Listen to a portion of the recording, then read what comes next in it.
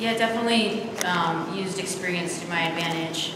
This is my 6th time here, and I picked up something every time. And yeah, I think last year I felt I needed to press the pace a little bit. There was a lot of really quick half marathoners, 10Kers.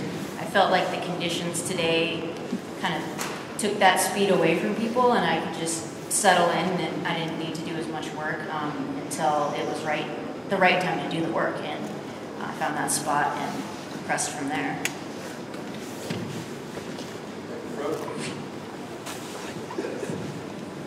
Rachel Bowers of the Boston Globe. Yuki, you said after the race that these conditions are ideal for you. I'm curious, what is it about the cold, the wind, the wet that helps you thrive? But also I'm curious, what's your favorite song to sing for karaoke? I just got here. Did anyone ask him if he knew one? No. I don't think he did. I asked him. So I'm going to go back up there.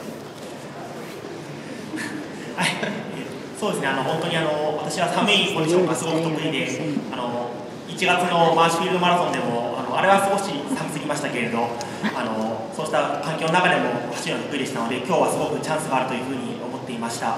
ですので、そうした意味で私にとって、今日もしこのコンディションなければ、この場にはいられなかったと思うので、そうした意味で本当になんというか、私にとって本当に今日こうして勝つためにそういうコンディションをしてくれたのかなというふうに思っています。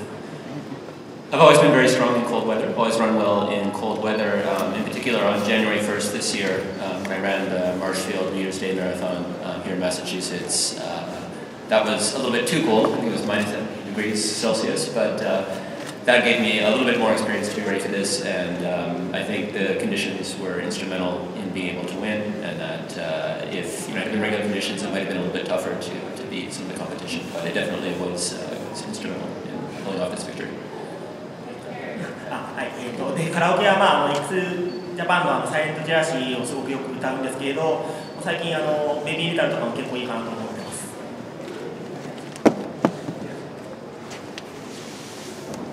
I really like singing songs by X-Japan, Japanese hard rock band, in particular Silent Jersey, Silent Jersey, maybe. But recently, I've also been getting into baby metal. Work facts in.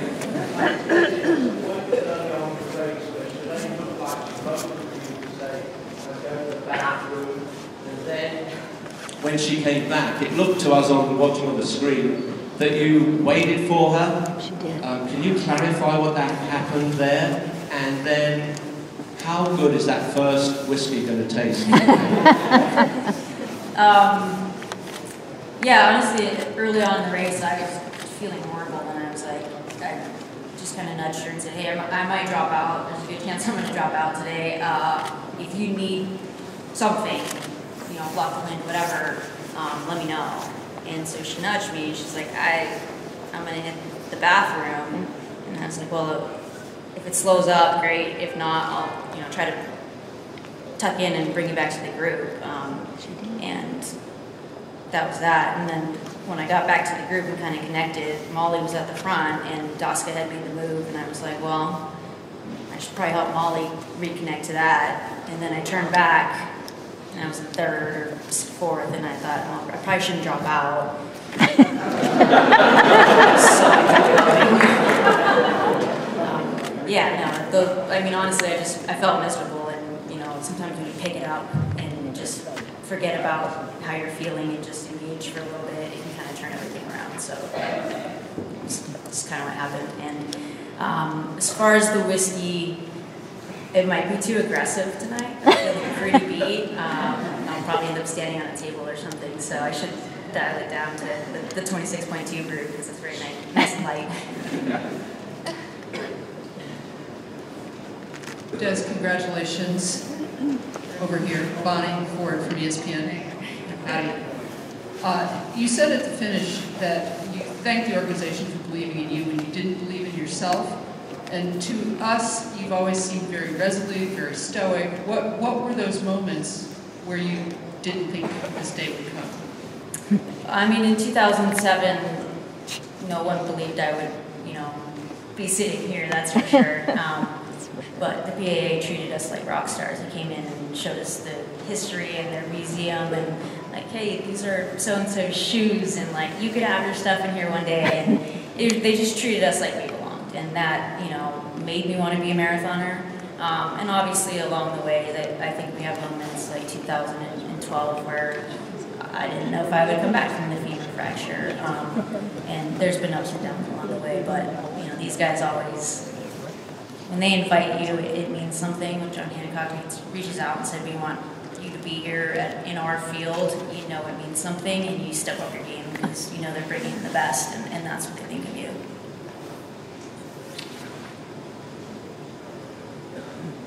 Hi, I'm Steve Buckley from the Boston Herald. Since it's getting a lot of attention on Google, as far as whiskey and espresso goes, can you tell us a good place to get a whiskey in Boston and a coffee in Boston? And my second question is, can you tell us exactly what you were thinking during the national anthem? Because there was quite a range of emotions on your face. I can only imagine. Thank you. Yeah, I think during the national anthem, I was kind of replaying that whole scenario where at 6 miles I thought, no way, not my day, and then it was kind of hilarious how it worked out. And again, you know, even when I got into the lead, I was like, this is gonna go horribly wrong, I'm gonna blow up. Like, when you're kind of thinking you're gonna drop out, you don't do the right things along the way. Like, I was really bad at taking in fluids today, and I'm like, my legs are gonna cramp for sure. Like, this is, I know I'm slowing down a ton right now. When am I gonna get chewed up and spit out the back, and then I can drop out? And so I guess I was thinking all of those things, and then you break the tape, and you're like, this is not what I expected today. But it's absolutely amazing, and running down Boylston was amazing. So maybe it was the national anthem where I did the flashback of 26.2 miles, and you saw the range of emotions I was feeling in the race. And I can't help you with, I just go straight to the closest place, which is in this hotel. Coffee, well, my husband and Ben True started Linden and True coffee, and so they barista it up in the room. You talked, I just want to follow up, you talked about what you were feeling about, maybe this wasn't my day, but then around 35K it became your day and you made the pass. What were you thinking? When were you thinking that this was going to be your day and made that move and made it happen? I think when I made the right on Hereford, I thought, okay, this is happening. Like, this is for real. Honestly, I was running totally afraid the rest of the day, and I knew the conditions were bad, but I knew I was running really slow, and I'm like, I'm just gonna get chewed up. So yeah, I mean, it was kind of mile by mile, and then when I made that right-hand turn, and people were really excited, not like in the way they're like, okay, someone's chasing me down, but they were like, you're gonna win, excited. That's when I let it click, and even all the way, I've been in a sprint finish on Boylston, so I still tried not to let off the gas until I got right up to the tape. Ben? Brett? John? Which driver was to celebrate? Yuki is wondering why you were so aggressive from the beginning of the race, and what were your thoughts over the final mile when you regained the lead?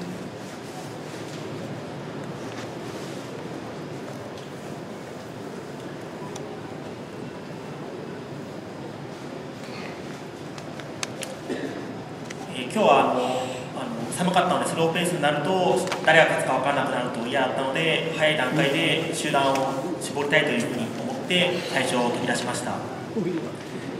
I knew it was going to be cold, so the race would probably be quite slow, and I didn't want there to be too many people where I wouldn't know who was in the lead group, so I just wanted to take it out at an honest pace to try to get rid of some people, shake it down a bit. で最後追いついた時には本当に追いついたかどうかもちょっと確信が持てなかったので、余計なことは考えないようにして、とにかく自分の走りで前と思って走り続けたので、本当にちょっとなんか夢の中を走っているような気分でした。To be honest, when I took the lead, I didn't realize I had. I could see somebody coming back, but I wasn't sure it was Kirui. And when I went by, I didn't look to see who it was, and I just kept telling myself, forward, run your own race, and keep going. here, I got one right here. For Desi, Malika Andrews, the New York Times. One thing you've been consistently masterful with is matching your time the first half and second half of races. Is that something that you're conscious of as you're racing? Is that a tactic that you think sets you apart? Yeah, it's always been kind of our game plan is know exactly what you're capable of on the day, and set yourself up to at least do that through 20 miles and then race in. But it's not necessarily by design. Obviously, a negative split would be a lot better just to be able to close really fast. It's actually something I've been working on mixing up a little bit, because I think sometimes I just get in the wrong pace and then I feel lethargic over the second half when I should be able to turn it over quicker.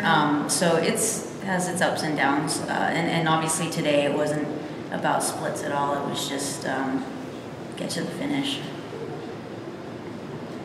Yes, thank you. This is for Yuki, John Powers, Boston Globe. Can you tell us what you do for your job? And I think you ran 12 marathons last year. Why do you run so many at a time when most people run 2?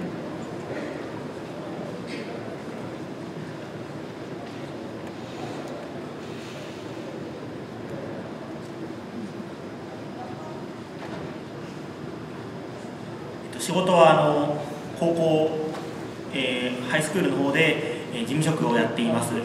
で今は主に今年高校が100年の記念式典をやるので、その100年のセレモニーの準備というよりは、記念の雑誌を書く仕事をやっています。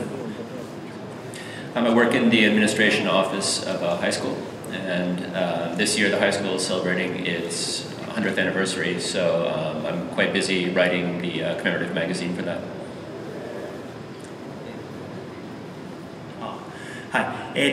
そうですね、まず私がレースがすごい大好きということで、私が走っている意味というのが世界中いろんなレースを走りたいというのがあるということが1点、もう1点がなかなか一人だとそのレースペースで追い込むことができないので、レースを使ってしっかりと40キロを走るという、その2つが主な理由です。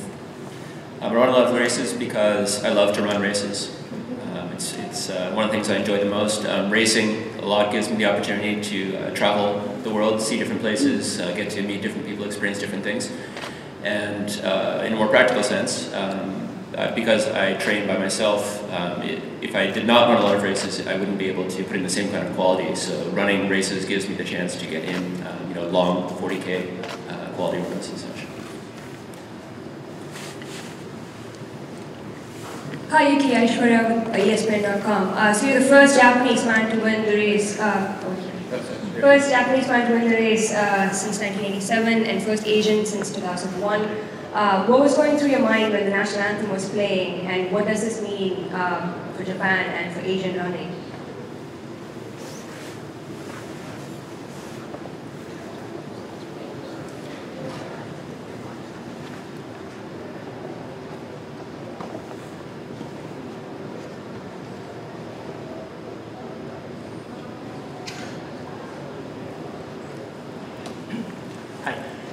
その日本人が最後に優勝した瀬古さんが優勝した1987年に私は生まれたので、そうした意味ですごく運命を感じています。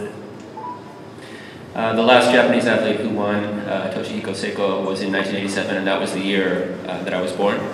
And so I can't help but feel the hand of fate in this.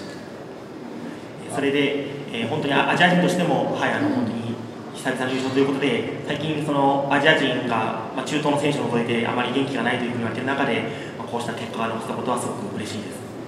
Yeah, it's been a long time since an Asian has won here, and I think like maybe the level of the sport in Asia is not at its peak right now, and I hope that this will help to turn it around.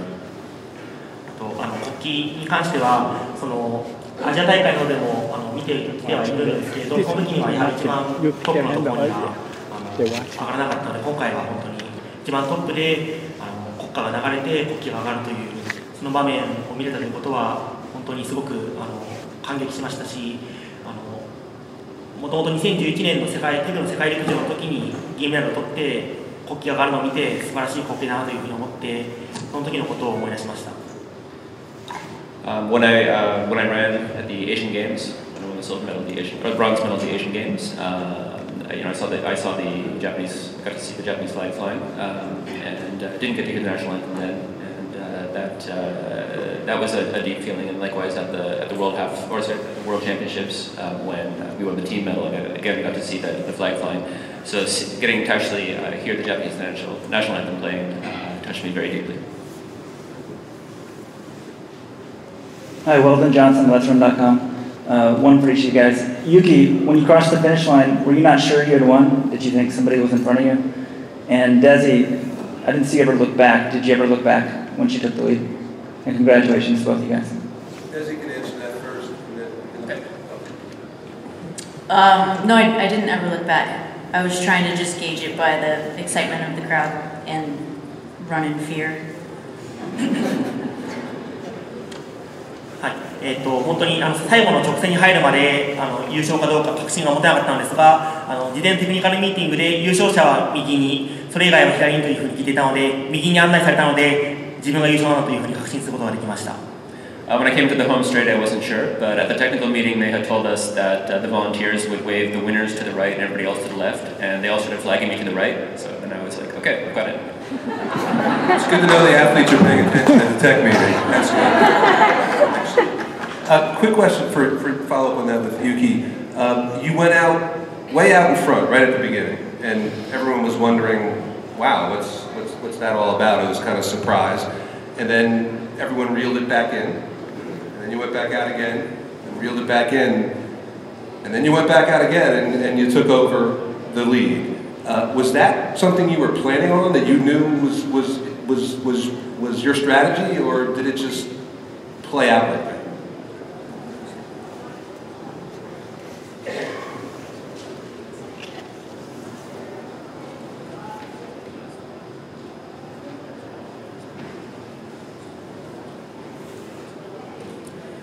そうですね、スタートを飛び出したのはすごいそういうレースプランのいくつかあるうちの一つとして考えていて、それはレースプラン通りでしたけれど、途中以降の走りはもう自分の感覚で、今日は自分のベストコンディションだから絶対に強気でいけばいい結果がついてくると、それだけを信じてとにかくプッシュで強気でいきました。Going out at the beginning was one of several different scenarios that I had considered before the race, and it played out that way. And then just the evolution of the race and how I was feeling in the race meant that I took the lead again mid-race. That was just more part of the natural evolution of the race. All right, I think we're over there with a question. Desi, I'm wondering, does this win impact how long you plan to compete professionally? And for Yuki, how long do you plan on running tomorrow?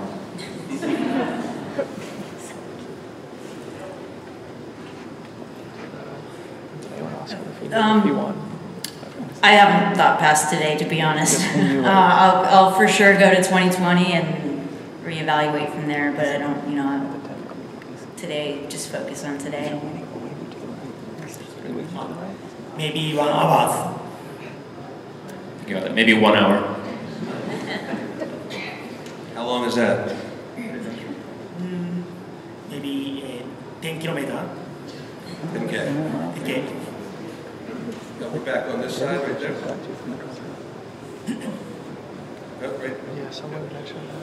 Nora Princiati, Boston Globe. This is for Des. One, just if you say that you weren't looking back at all, did you have any idea that you were all alone during that last stretch? Not a clue. I definitely would have slowed down because I felt awful. I was like, I'm definitely, this is going to be embarrassing. I was just running as hard as I could. And if I had known I had that gap, I for sure would have slowed down and probably would have got caught then. So it's good to not look back. And then just having, having come so close to winning this race in 2011, what did it mean? I guess it's a little different if you didn't know that you had so much space, but just that final push and doing it. Yeah, I think probably 2011 is what put the fear in me more than any actual pressure of someone being there. Just being in that sprint battle was not super fun. I remember when I first watched a marathon, it was a sprint finish, and I was like, this looks horrible. You had all day to finish that, and now you're sprinting for the win. So I think, to get it done well ahead of time was nice, but I was still working Boylston as hard as I could, but the last couple steps, it was like, oh, this is for real, and it was nice to get it right down Boylston this time, that's for sure. All right, we're going to come right over here, then we'll come back there. Yuki, the second time you went to the front was at 25K down the hill, and very quickly after that, Joffrey went by and broke the race open. Could you tell us from 25K to 40K about your race there? Because you had to, react to Joffrey's move, and the pack kind of broke up. Tell us how you ran that 15K until you caught him at 40K.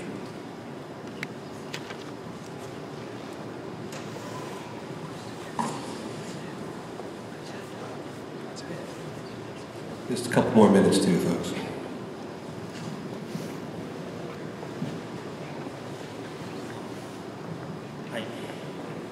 そうですね、25キロのところで他のケニアの選手2人がキル選手に声をかけて、多分ラップが落ちたというような声をかけたら急に突然スパートをかけたので、ちょっとそれをかけていくことはできなかったんですけれど、ただその声をかけた2人のケニア選手と多分ケニア選手と一緒に走っているうちにそのリズムならなんとかいけるというふうになってきて、途中から前に出たら1人になったので、そのまま手が押していけば必ず表彰台には目標として表彰台にはいけるというふうに思っていったらキル選手が見えてきたというような状況でした。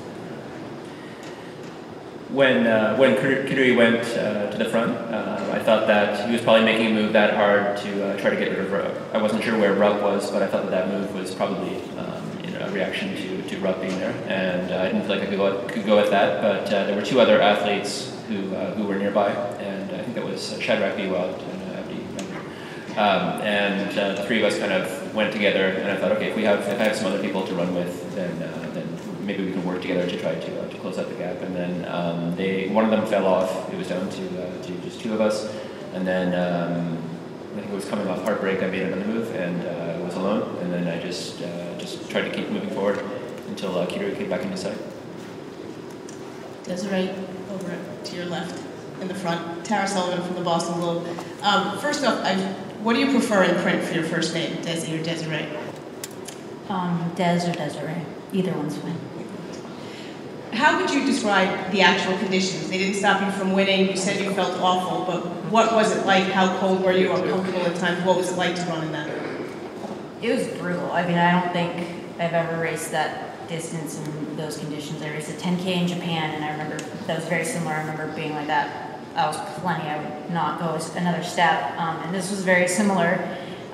My hands were freezing, and then there were times where you just stood up by the wind, where it was kind of comical, like how slow you were running and how much further I had to go. So it was definitely toughest conditions on the cold side that I've run in. I mean, obviously the heat's a whole other factor, and I guess if I had to pick between the two, I would just take a day off.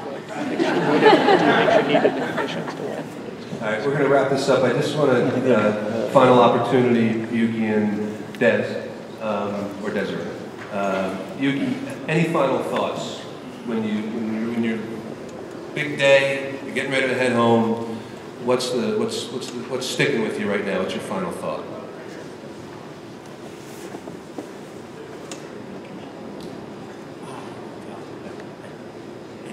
そうですね、本当に今日私が勝つことを思っている人は一人もいなかったと思いますので、やはりマラソンは何が起こるか分からないスポーツだということを証明できたのかなというふうに思います。Well, I think there was probably not a single person in Boston who thought I would win this today. But this is really in the marathon, you really never know what's going to happen. And that's what I'm going to take back from this. Great. Des? This is hands down the biggest day of my running career, and if it hadn't been difficult, I don't think it would mean as much, but also just the people here, they make this event so special. The fans that were still out going nuts on the course was incredible. We're treated like superstars by John Hancock and BAA. Everything was perfect on a really rotten day, and I'm glad that we were able to put on a show, and I hope people enjoyed it. Take a picture out front.